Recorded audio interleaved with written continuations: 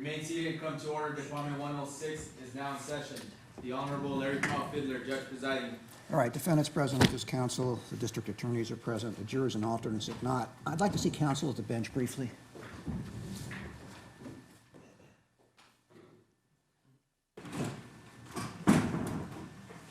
All right, back on the record, the jurors and alternates are now present. Welcome back, ladies and gentlemen. We're about to commence argument. I've talked to the attorneys. Basically, it should take about 2 days, today and either all day tomorrow or close to it, to complete the argument. The people open because they have the burden of proof, and the district attorneys are going to split up their argument, which they often do. One will start, and then when the defense has its chance to argue, the attorneys have asked for, and I've granted them permission, they're going to split the argument as well. They're not going to repeat themselves. They've taken different responsibilities as to the parts of the case they're going to argue, but you can end up hearing from all four attorneys during the argument. Now, argument is a chance for the attorneys to try to persuade you as to what your verdict should be based on the evidence and the facts you've heard. But nothing they say is evidence. You've heard all the evidence. The evidence comes from testimony from the witness stand, the physical exhibits, the jury views we went on, all those things are the evidence. But it's an attempt to persuade you and guide you and tell you what instructions I'm going to give at the close of the case, which they're aware of. And there may be mistakes. This is a long trial, and as you well know, it wouldn't be unusual for the attorneys to maybe make a mistake or as to the recollection, but they're not trying to fool you. We have a transcript. Ultimately, if you have any questions, the transcript will control, but just to let you know. So it's going to take a while. Sit back. You'll notice that during the arguments, I'm going to be up here working on jury instructions. We've already had our conferences, and they're in their final form, but I should say I've never seen a trial where I don't tweak something along the line. So I'm listening to what they say. Don't think I'm being rude, but it's sort of multitasking. So with that in mind, are the people ready to proceed? We are, Your Honor. Thank you. Proceed. All right.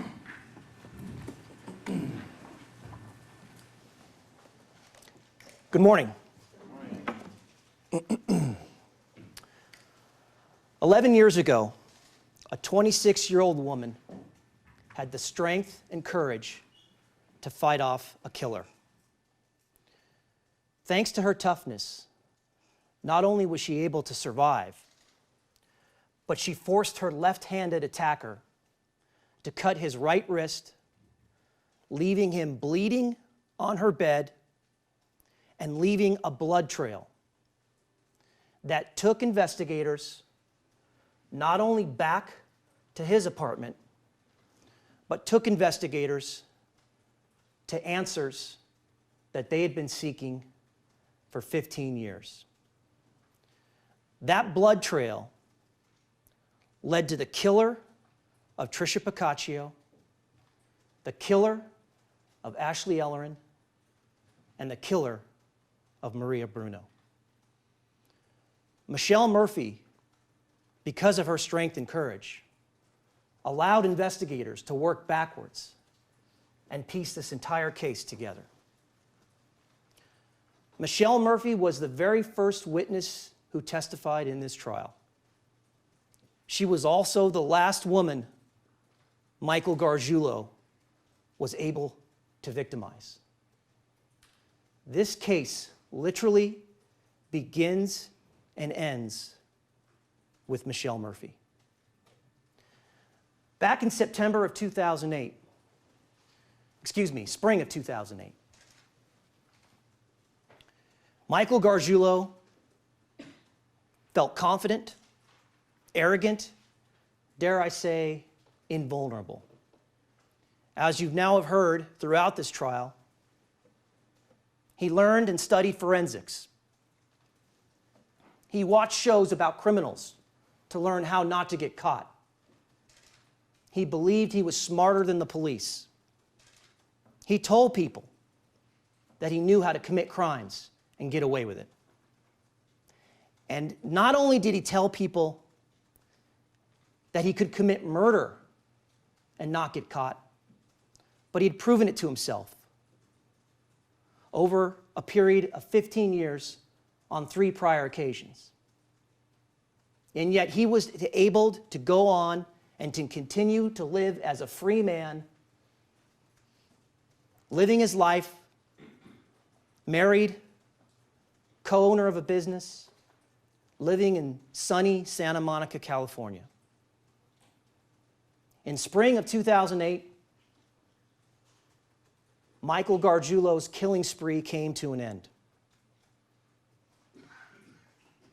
During that time, just before his final attack, when he was with his friend and co-worker, Aaron Miranda, and he saw Michelle Murphy in the alley just behind his apartment, he told Aaron, "Hey, you see that girl?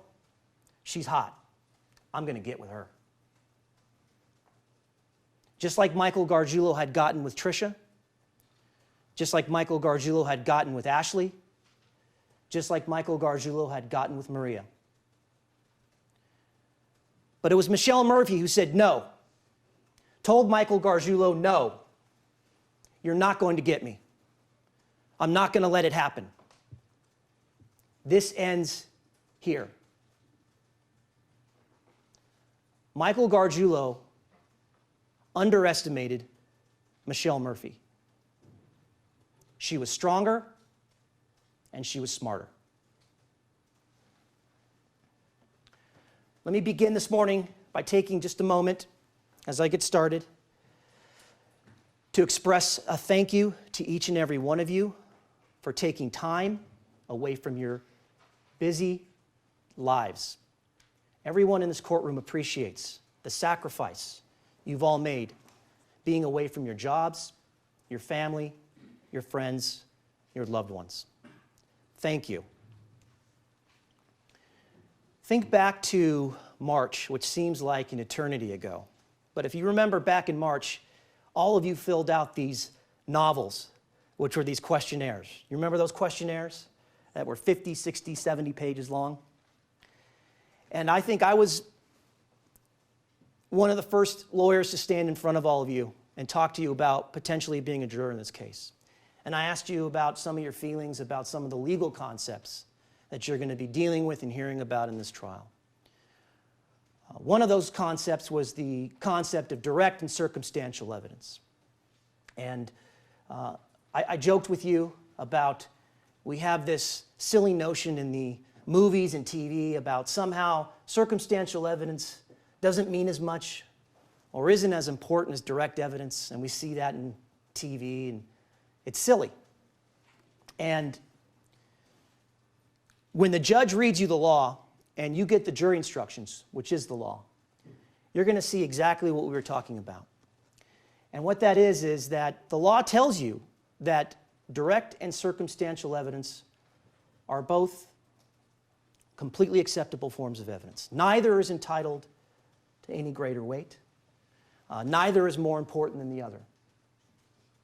An example that's given to you in the instructions, and one that I'll just use briefly here, is direct evidence is evidence that you can see, hear, touch, evidence you get through your senses. For instance, if you're outside and you see it raining, well, your testimony that I was outside and I saw it raining would be direct evidence that it was raining. Circumstantial evidence is a little different. Circumstantial evidence is we want you as jurors to listen, consider a set of facts and evidence, and make reasonable conclusions about that evidence. For instance, using the same analogy, if you're inside and you see someone walk in from the outside wearing a raincoat, carrying an umbrella, and maybe they have droplets of water on their raincoat, that's circumstantial evidence that it's raining outside. Both forms of evidence are completely acceptable, and neither is entitled to greater weight. But as I indicated, the direct evidence, which you see, hear, and touch, and you appreciate with your senses, circumstantial evidence requires you to think about and use your brain about. Think about a set of facts and draw reasonable conclusions from that set of facts, using your brain. And that's what you have to do to think like a killer. A killer who works at ways to get away with killing. A killer who's not going to leave his fingerprints at a crime scene A killer who's not going to be caught with a murder weapon. A killer who's not going to be seen on surveillance video coming or going from a crime scene. But a killer who is nevertheless a human being.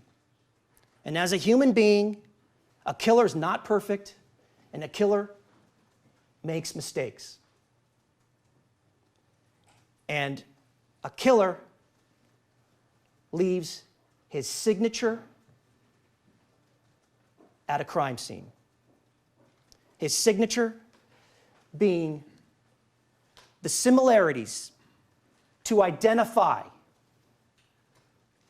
who it was who committed an act.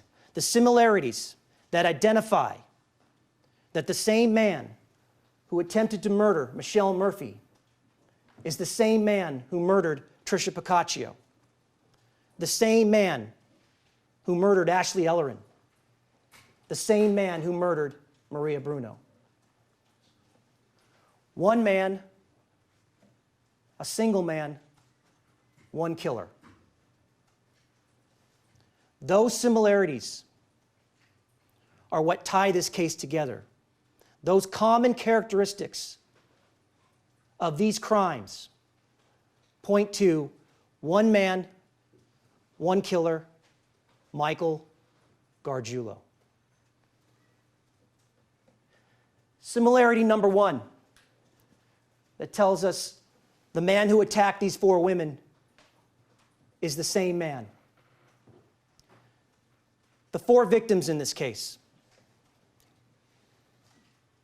It wasn't men, it wasn't children, it wasn't the elderly. It was four female victims, all young, attractive, and outgoing.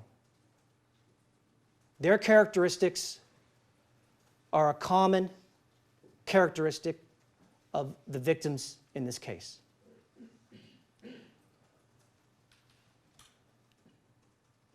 And don't forget, you have evidence that Michael Gargiulo was actually attracted and noticed these women. Michelle Murphy told you the man who drove the Gus the Plumber van would wave to her when she would see him. And as I told you a few moments ago, Mr. Gargiulo told his coworker that Michelle Murphy was hot and that he was going to get with her. Michael Gargiulo noticed Michelle Murphy. Michael Gargiulo noticed Ashley Ellerin. He told his old friend, Mirko Hoffman, that the girl who got murdered in Hollywood was attractive. Anthony Castellani testified that when he was sitting next to Gargiulo on a couch at a party, speaking to Gargiulo, every time Ashley Ellerin walked into the room, Gargiulo stopped talking to him, fixated on Ashley Ellerin, and followed her around the room with his eyes. Michael Gargiulo noticed Maria Bruno. He told his neighbor and friend Brent Dolson that that's how I like him when she walked by, thin with large breasts. He told his girlfriend and the mother of his child that she was gorgeous, and he also commented on her breasts to Grace Kwok.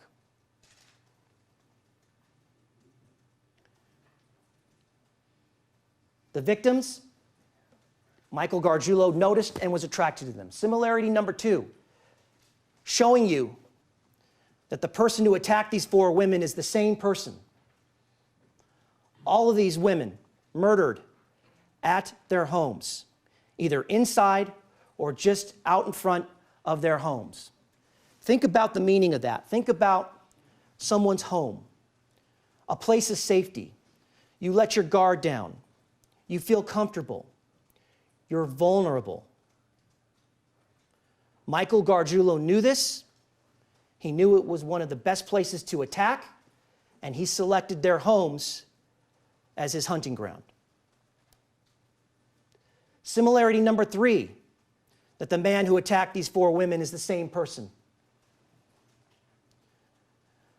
Proximity to these victims, knowledge of the neighborhood. All of you have had the unusual and unique experience of actually being at these places. You've seen these places for yourself. You've walked these neighborhoods. These locations are right on top of each other. You've seen how close Gargiulo lived to these women. That provided Michael Gargiulo with real-time information into these neighborhoods. Why is that important? Why would a killer need to know about the neighborhoods of these homes he's about to enter and attack these victims? These are congested, busy residential areas. Homes right on top of each other, windows that can be looked upon by neighbors, passerbys. This provided Gargiulo with the ability to learn and study the comings and goings of neighbors and to learn about routes of entry, ways to get away, places to hide. A killer needs to know, how am I going to get in? How am I going to get out without being detected? Michael Gargiulo, by living right next door to these women, had that ability. Similarity number 4, that the man who attacked these 4 women is the same man. He also gained knowledge of the homes, not just the outside of the homes, not just the neighborhoods themselves, but inside of the homes. Remember, Michael Gargiulo had been in Tricia Picacchio's home. He'd been in Ashley Ellerin's home. You had seen from the alleyway and from this photograph on the bottom right that Michael Gargiulo had 4 or 5 windows he could look out and see directly into Michelle Murphy's apartment. He had just about every room in Michelle Murphy's apartment covered. He had a vantage point from his window, as you see in the bottom left, at the El Monte apartment complex, directly into Maria Bruno's home and apartment door. This allowed him to watch, this allowed him to learn about the inside, again, helping him gain access, giving him the ability to escape, all while being undetected. Knowledge of the physical layout of the home, knowledge of roommates, boyfriends, alarms, cameras, dogs, etc. To attack like that inside and just outside the home, you have to be comfortable with the surroundings. You have to be comfortable with what's inside.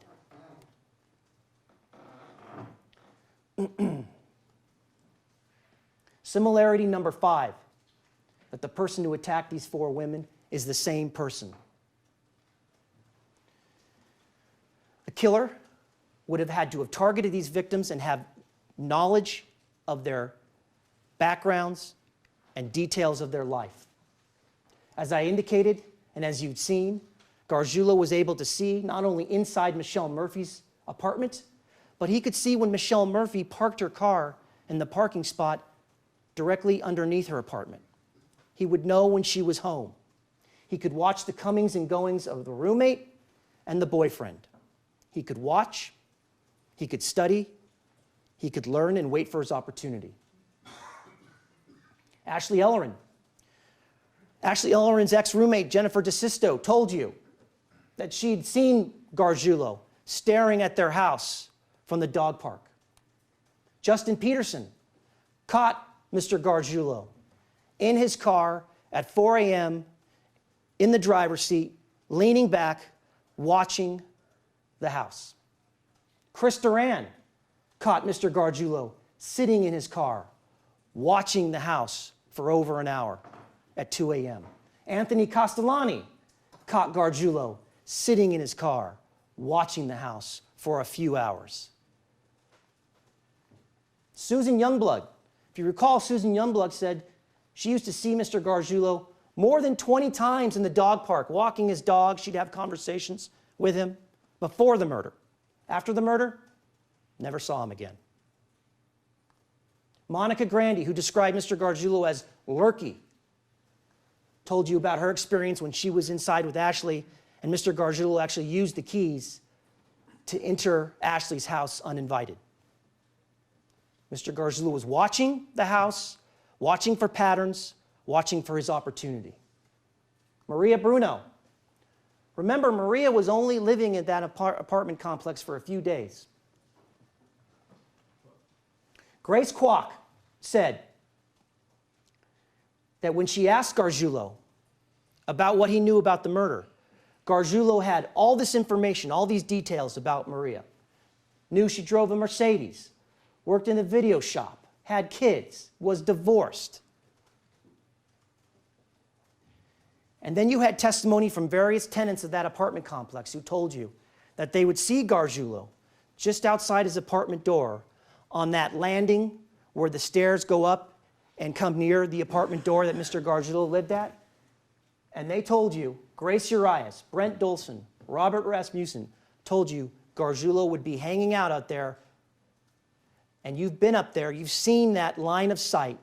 That would have given Mr. Gargiulo not only vision and a line of sight to Maria Bruno, but also to the comings and goings of people going to that apartment. Robert Rasmussen said the person he saw follow Maria Bruno into her apartment was the person he saw on that landing watching. How do we know that Robert Rasmussen saw Michael Gargiulo go into that apartment uninvited, following Maria Bruno behind her? Robert Rasmussen described the person he saw as a male, called him white Italian, 6'2". Michael Gargiulo, as you have in this booking photo and booking details, which you have in evidence, Michael Gargiulo, 6'2".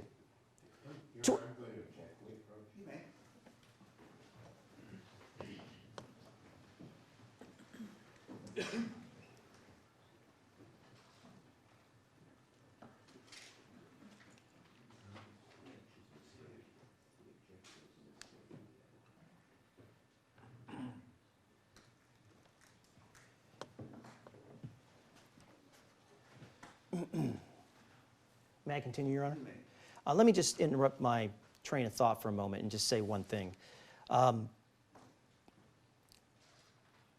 The testimony that I am reviewing and drawing out and reminding you all of is testimony that's available in the transcripts, and if there's any discrepancy, you're more than welcome to have it reread by the reporter. This case, because of its nature, provides a unique opportunity which doesn't occur in a lot of criminal cases. In fact, doesn't occur in most criminal cases, where the lawyers on this case get transcripts of the testimony as we move along. So with that in mind, what I will say is this, is you have the opportunity to review if your memory is different than any of the lawyers, including mine. I am not trying to mislead you, but I'll have you know that a lot of transcripts were reviewed before this closing argument today, and I am not trying to deceive you, but the transcripts have been reviewed, and they're there for your own review if necessary. As I was stating a moment ago, Robert Rasmussen said it was a male, 6'2", 25 to 35 years old.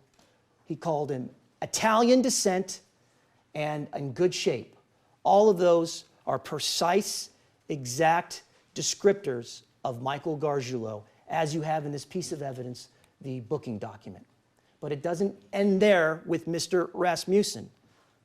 Michael Gargiulo himself, in his recorded jail statement, confirmed that he was the one that followed Maria Bruno into her apartment. He said, the witness that seen me go in there? Well, of course that's true.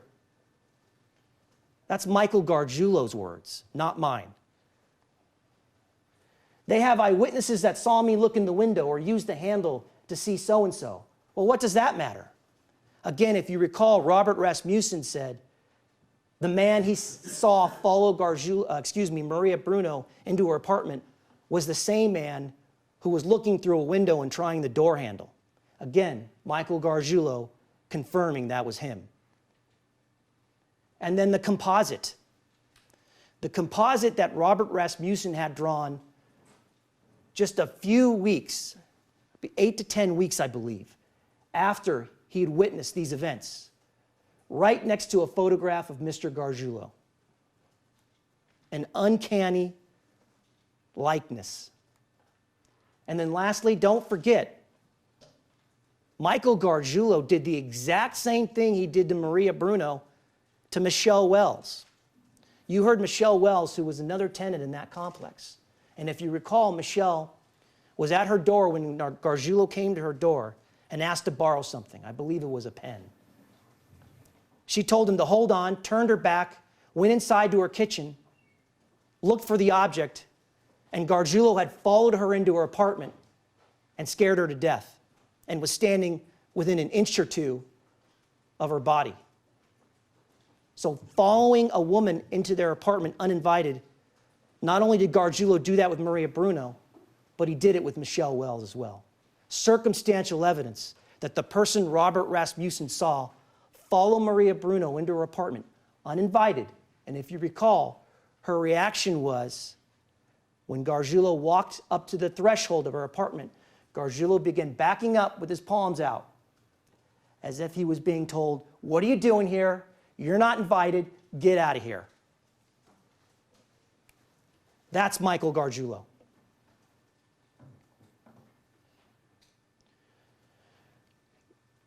During this presentation, I'm going to spend some time talking to you about the law. One of the legal issues in this case, and I'll get into this in depth as we go along, has to do with what's called lying in wait. And lying in wait comes up in two different areas in this case. If you find the defendant was lying in wait, it makes a murder a first-degree murder. It also is what's called a special circumstance. And I'll get into what those mean in a little later. But the reason I bring up lying in wait now is because a lot of the same behavior we're talking about, a lot of these similarities showing that the person who attacked these women is the same person, is encompassed by lying in wait. For lying in wait, the defendant would have to have concealed his purpose from the victim and waited and watched for an opportunity to act. That's the very thing we're speaking about now. The killer, the attacker of these women, by virtue of having to time his attack perfectly to avoid detection, to avoid being seen or getting caught, would have to have waited and watched for an opportunity to act. So a lot of these similarities play directly into the law, and we'll talk about that more in a little while.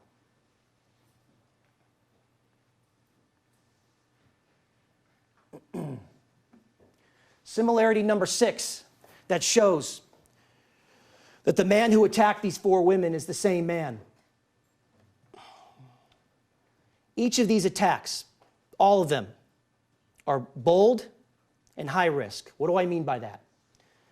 Densely populated areas. Remember, Michelle Murphy was attacked at approximately 11:30 at night.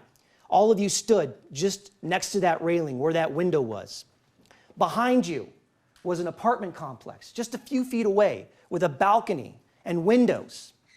Think about how bold that was at 11:30 at night, when a lot of people are still awake, to climb up on a railing, use a knife, cut open that screen, when at any moment somebody could have looked out their window, somebody could have been walking by in the alley, somebody could have been on their balcony and seen this. These were very high-risk attacks. He had to climb up on that gate, get through that window in front of all these potential witnesses. Trisha Pacacio's was bold. Her murder was bold and high risk. A porch in a residential neighborhood. Remember, there was a party going on across the street. At any moment, people attending the party could have been outside, could have come outside. The porch light was on. And just inside slept the entire Pacaccio family. Again, very bold, very high-risk attack to attack at that location. Ashley Ellerin's murder.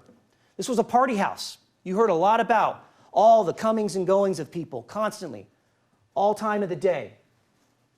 These big open windows that you all have seen now, that can be seen walking up and down the street, from the park, the back of the park. The lights were all on in Ashley Ellerin's house. Again, high-risk attacks, lots of opportunities to be caught. And then think about Maria Bruno's murder. The killer had to climb through a window which would have been visible to anybody in that courtyard. Any tenant, any resident could have been walking by, could have been standing, looking out their window, standing at their door, could have seen the killer taking off a screen and going through that window. The attack, Maria Bruno's murder in her room. Remember, she had residents above her and on either side of her.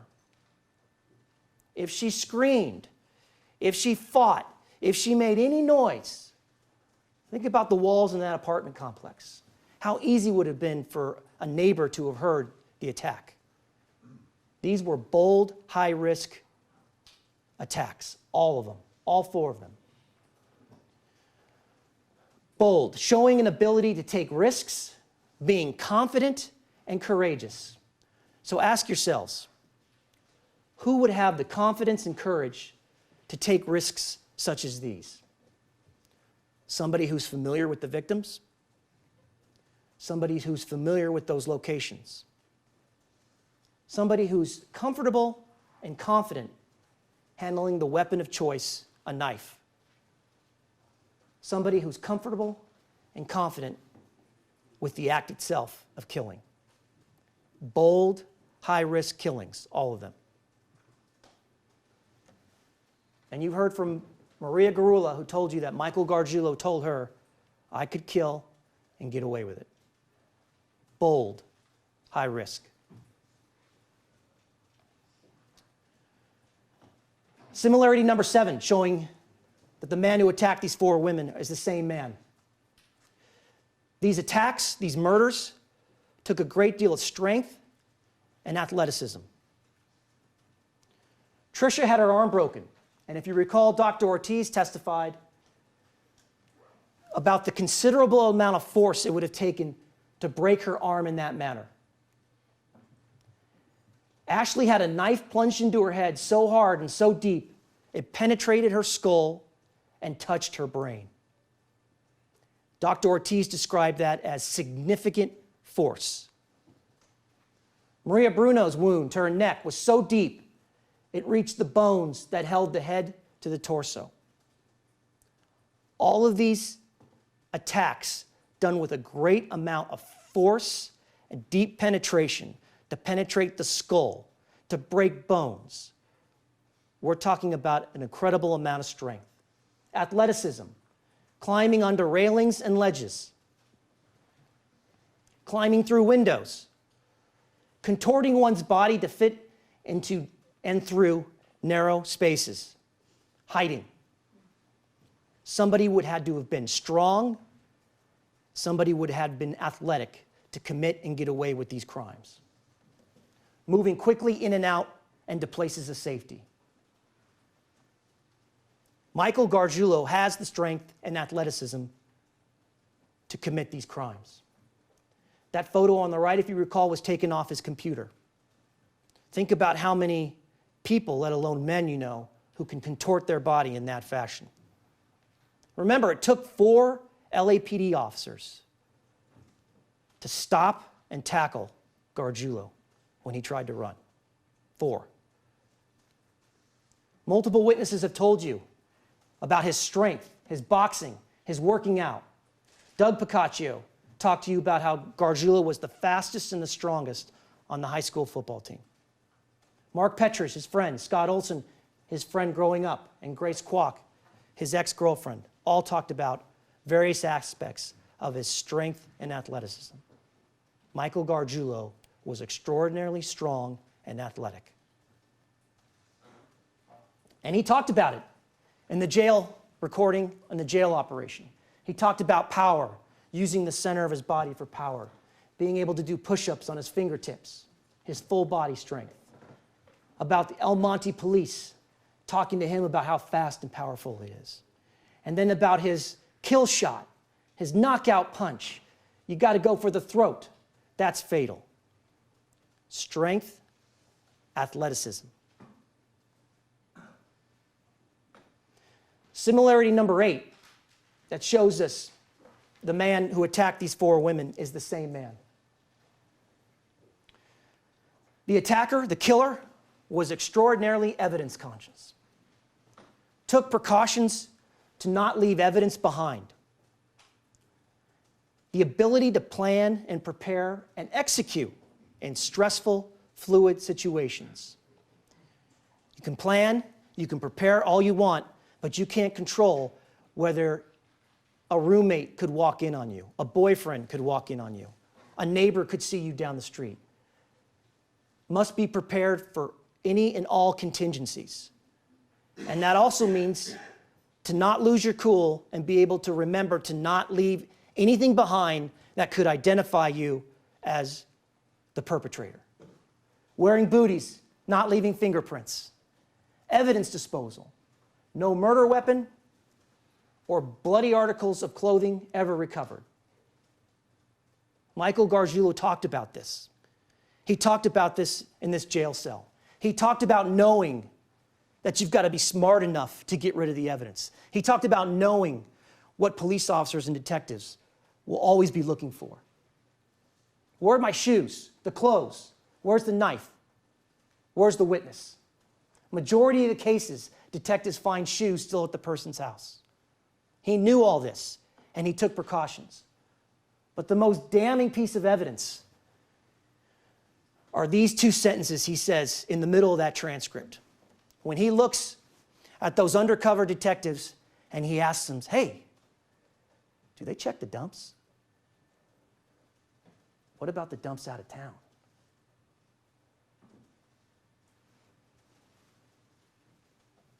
Proof that Michael Gargiulo was evidence conscious, proof that Michael Gargiulo disposed of the evidence, and proof that he was responsible, right there in those two little sentences.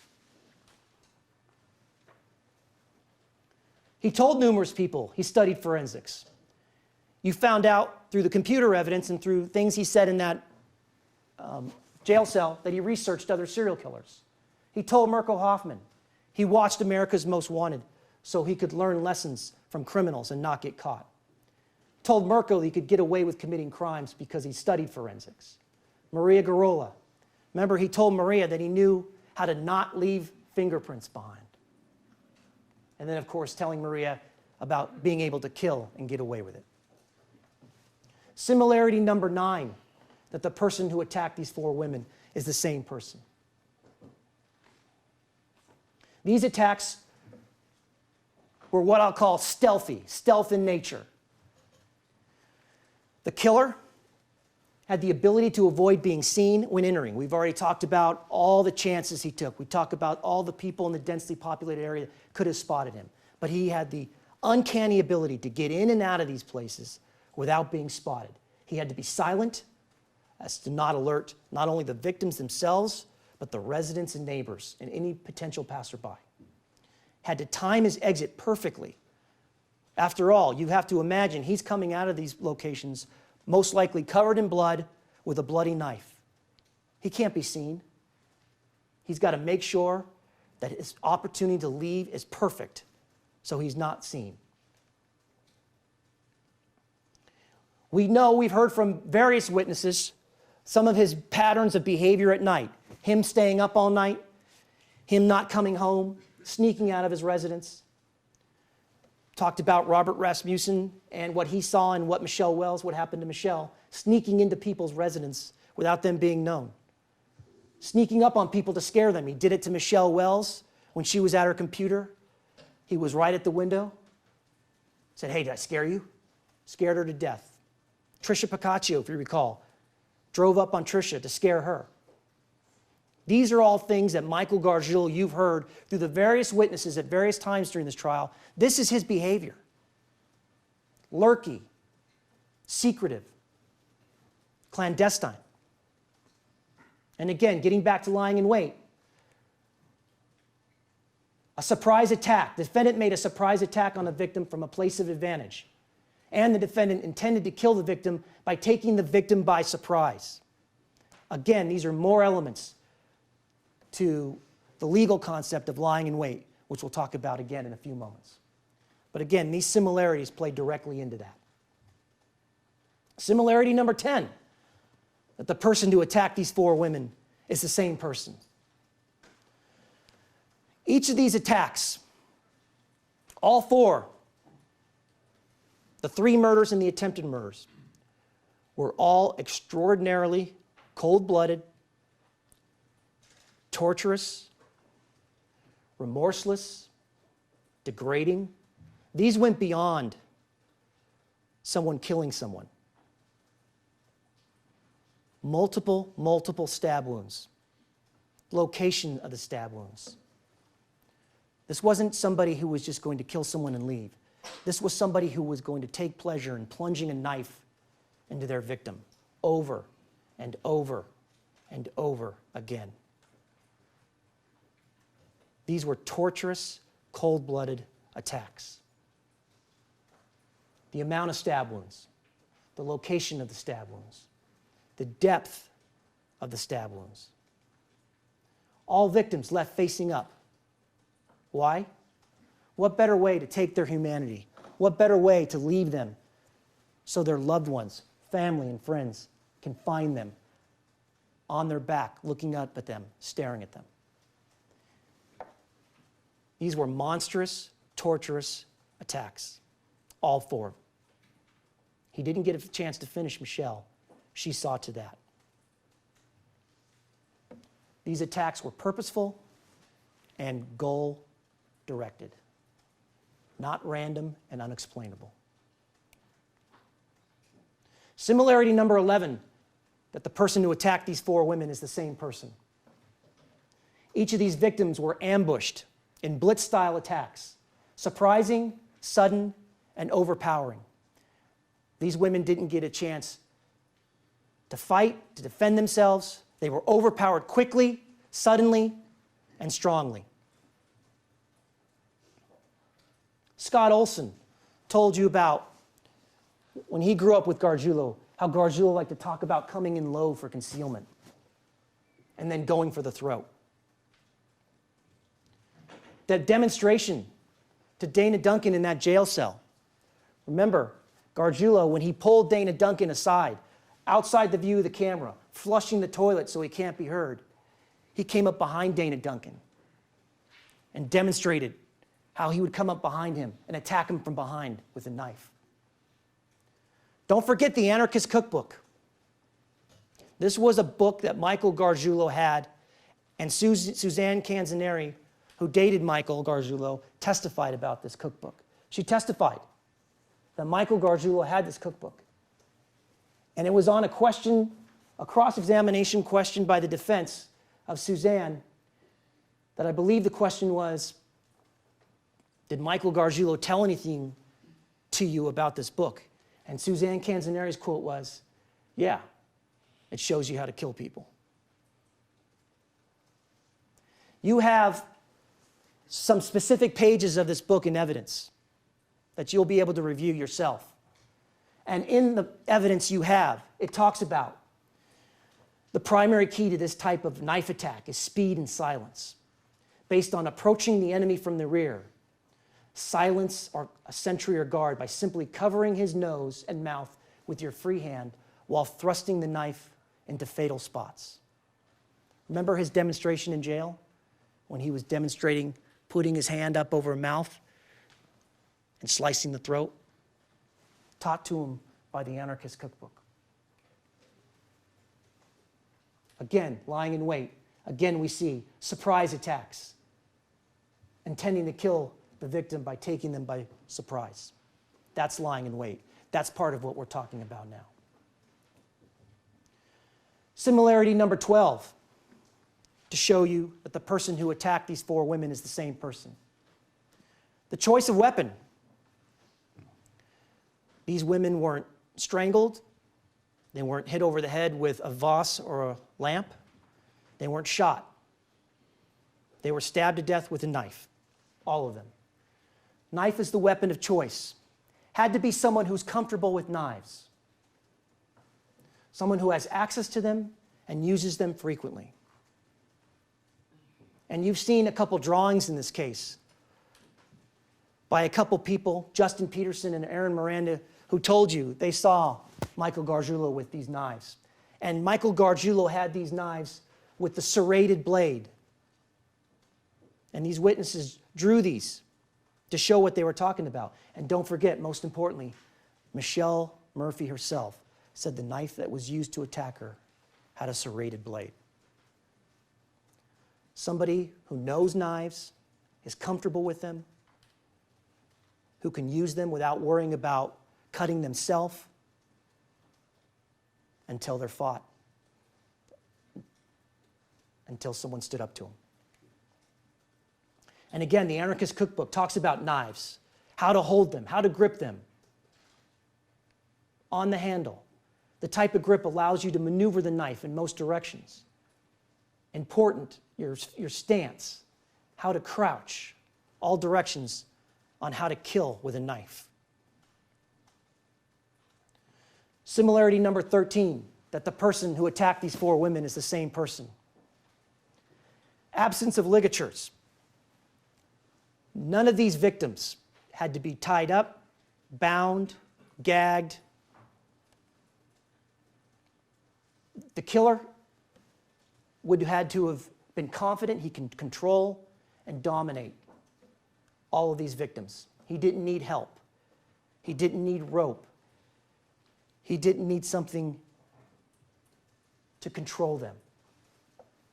It would be a killer with confidence that he was stronger and he wouldn't need the assistance to control and dominate these women. Similarity number 14, that the attacks on these 4 women was done by the same person. In each of these attacks, there was no evidence of what we call an escalation of violence. What do I mean by that? No evidence that these attacks were the outcome of an argument, a yelling match, screaming, some type of domestic incident that neighbors would have heard that ultimately resulted in these deaths. No black eyes, no bruising to suggest a fight preceded these murders. These were purposeful and goal-directed murders. The killer, when the killer entered these residences or attacked on the porch, the killer knew exactly what he wanted to do. He was purposeful and goal-directed. There was no evidence that these were the outcome of some type of domestic or any type of fight. These were overpowering and immediate. Similarity number 15, that the person who attacked these 4 women is the same person. Goes without saying, obviously, the time of the attacks. Each attack occurred at night, cover of darkness, allowing the attacker to give him a greater advantage to not be seen, caught, or apprehended. Similarity number 16, the attacks on these 4 women was done by the same person. The impeccable timing of these attacks. Impeccable timing. Each one of them. If you look at the window of opportunity the killer, the attacker, had with each of these victims, it was a very small, narrow window. He had to time it perfectly, and he only had a limited amount of time. Trisha Pacaccio, for instance. Remember, Trisha was leaving for college in 2 days. Gargiulo knew her family was inside asleep, and this was his only opportunity to attack, coming home from her night out with her friends, walking up to that house on that porch. He had to pounce, he had to do it quickly, and only then, otherwise he may miss her before she left. Ashley Ellerin, again, very busy house, coming and going, but he knew Ashley's roommate was not home. Durbin leaves. That's his opportunity. Only opportunity for Gargiulo to attack, no one home. The perfect opportunity. He had a narrow window, he had to pounce, he had to act fast. He took it. Maria Bruno, again, Gargiulo knows Maria lives alone. He's watching her from and talking to her from living in the complex with her. Watches Irving Bruno leave, again, knows he's got that narrow opportunity, that small window. He's alone, he took that opportunity to attack and murder her. And then again, Michelle Murphy, Olga, her roommate, out of town. Vinny, her boyfriend, now husband, not there that night. He knows he's got that narrow opportunity. She's home alone. The lights go out. She goes to bed. He goes up on that rail and goes through that window. Each of these, for these attacks to be successful, not only to accomplish the ultimate goal of killing these women or trying to kill these women, but the goal of not being caught, not being apprehended, not being detected. The timing of these attacks had to be perfect. Who would have the ability to time these murderous attacks so perfectly? Well, obviously, you have to know your victim. You have to know their routine, the people they hung around with, their comings and goings. Someone who knows the behavior of the friends, boyfriends, and roommates. Someone who perhaps studies legal, forensics, how to not get caught committing crimes. Somebody who knows what better way to kill than to attack after someone had just left. Who's the first suspect going to be when the police begin investigating these crimes? It's going to be the boyfriend, the husband, the man who just left.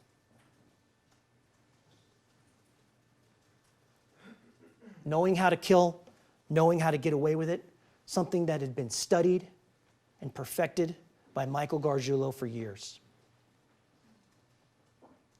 Similarity number 17, showing that the person who attacked these 4 women is the same person.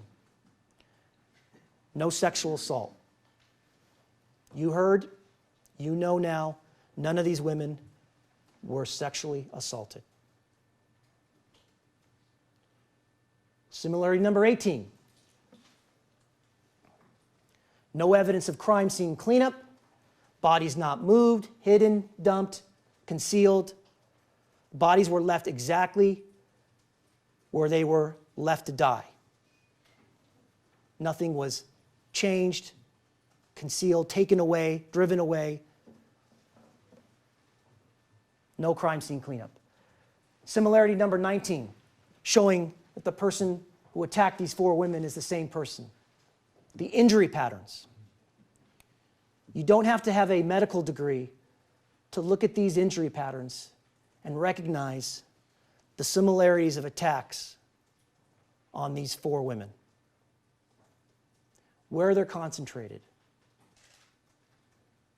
The weapon that was used. The description and depth of those wounds. Each victim stabbed multiple times.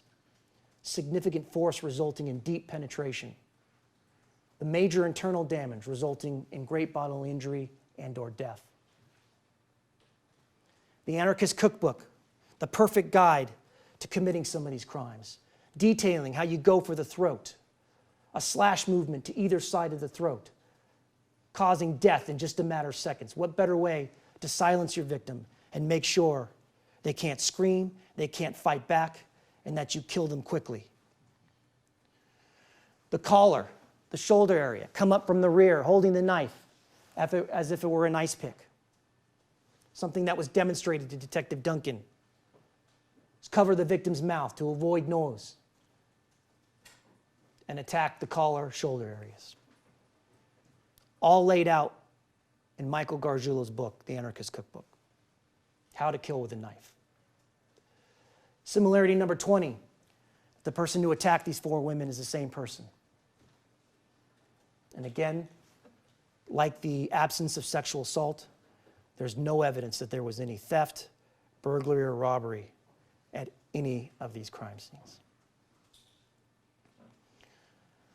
I spoke to you before I went through those similarities, and we discussed the concept of circumstantial evidence, and I just want to return to it for one moment.